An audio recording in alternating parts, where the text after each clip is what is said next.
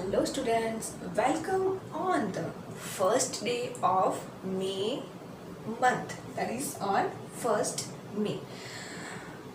We were on the 30th May, we had seen 3 topics. Introduction of 3rd chapter, wool yielding animal means animal that yield wool and types of fibers, right? Okay, you remember the name of this chapter? Fiber to fabric. 3rd chapter, fiber to fabric. So today I have not written here, but this is that chapter, so you should remember that, right? Okay, so now today we are going to see rearing and breeding of sheep. Rearing and breeding of sheep, and after that we will see process from fiber means fiber to wool. wool बनने की process हम देखेंगे. उसके पहले देखेंगे कि वो wool हमें मिलता कहाँ से, what is the source of that wool, right? That is not artificial, we are getting natural wool, so for that obviously it will come from animal. But वो animal को कैसे rearing करते हैं, कैसे breeding करते हैं, means rearing means taking care, कि उसका care कैसे करते हैं, how we feed them, उनको हम कैसे फीडिंग देते हैं. आफ्टर दैट ब्रीडिंग मीन्स कि the process of getting new sheep और getting baby sheep from the parent, कि पेरेंट है उसमें से नेक्स्ट जनरेशन आएगी. We had seen selective breeding. Selective breeding means particular thing only, particular texture और particular hair. जो sheep के fine hair होते थे तो particular characteristic only we were getting from the parent. We are selecting first of all, ऐसे parent हम select करेंगे कि जो टाइप का वूल हमें चाहिए. Suppose we want fine hair, then we will select parent of those who possess fine hair. तो fine hair वाला जो शीप होगा उसमें से जो उनका नेक्स्ट जनरेशन होगा, उनका बेबी होगा, तो उनका भी कैसा होगा, only fine hair. So that was selective breeding. So here rearing and breeding of sheep. If you travel to the hilly area of Jammu Kashmir, after that Himachal Pradesh, Uttaranchal, Arunachal Pradesh, Sikkim, और ये hilly area है, और plains means plain area, plains of the Punjab, Rajasthan, Gujarat, Haryana, you will travel over there. If you will travel or if you will observe, shepherds take their herds for grazing.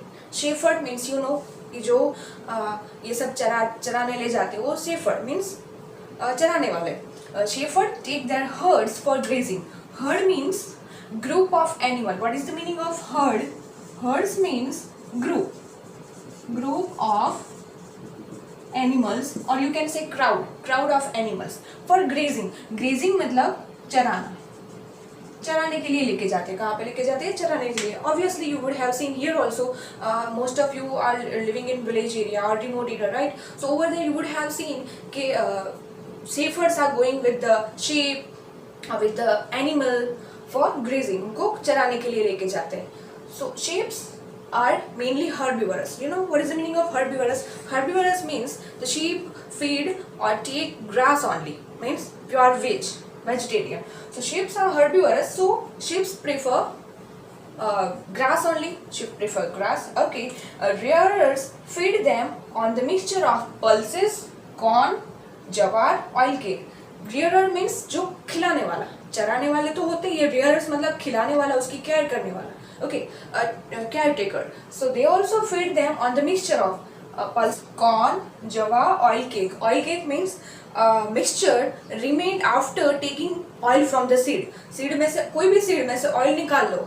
After that whatever mixture will be left, उसको बोलेंगे oil cake. You can take the example of any beans like ground nuts. तो ground nuts में से oil निकालने के बाद जो बचेगा, जो मिक्सचर होगा, that is oil cake. Okay.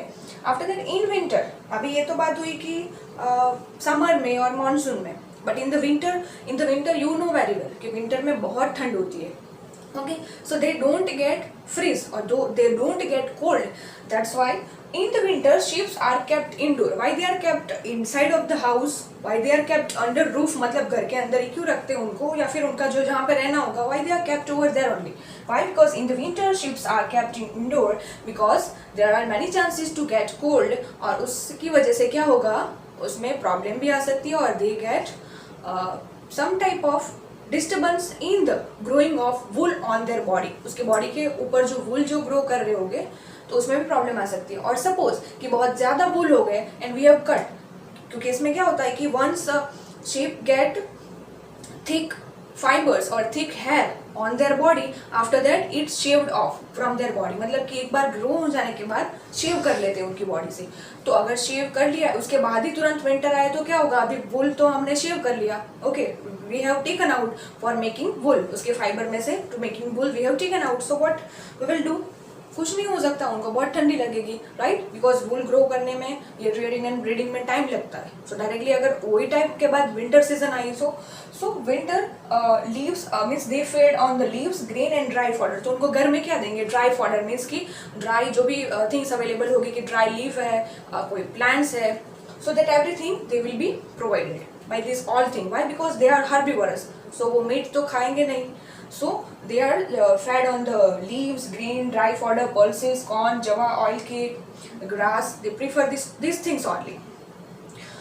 Now different types of names of breed, quality of wool and states, that is given in the table number 3.1. that table you need to see. For example, if I say name of breed, मतलब कि वो sheep की breed का नाम, उनका जो पूरा group होगा या फिर उनकी जाति होगी उसका नाम मारवाड़ी है। Suppose let me give you one example from the table 3.1, Gujarat का मारवाड़ी क्वालिटी ऑफ वुल कौन सा होगा, coarse hair means thick hair, मतलब मारवाड़ी नाम की जो ब्रीड होगी शिप की, उसमें से कौन सी क्वालिटी का वुल मिलेगा, coarse hair, coarse means thick hair and fine hair तो सॉफ्ट होगी, सो कोर्स हेयर। और स्टेट वेयर दे फाउंड, तो वो कौन से स्टेट में हमें मिलेंगे, गुजरात में। So that different states and different quality of wool and name of breeds is given in the table number 3.1. So guys you need to prefer that and you need to go through this, nothing else. Rearing and breeding means क्या, care करना, कि उसको क्या खाना देते हैं, वो कहाँ पे पाए जाते हैं, कि ये सब जगह पे आप जाओगे तो आपको ये सब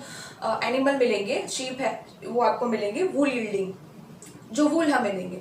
और एक बार उनके हेयर जो ग्रो हो जाएंगे तो वो क्या होगा, शेव्ड ऑफ, मतलब शेव कर लेंगे, why, to process, to send in the process of making wool, मतलब वूल बनाने की प्रोसेस में हमें देना होगा, तो इसीलिए हम उनका केयर करते हैं, उनको खिलाते हैं। आफ्टर दैट उनके बॉडी में नरिशमेंट मिलता है, नरिशमेंट से उनके बॉडी में हेयर ग्रो करते हैं। After that we are shaving off that hair and after that fibres we are sending for making a process of wool. This all go about rearing and breeding of sheep. Now we will see next, that is process of fiber into wool, मतलब कि यहाँ से हमें fibre मिल गया, from sheep we got fibers. Now that fiber into wool, मतलब fibre में से wool कैसे बनाना है, that we will see in our next part.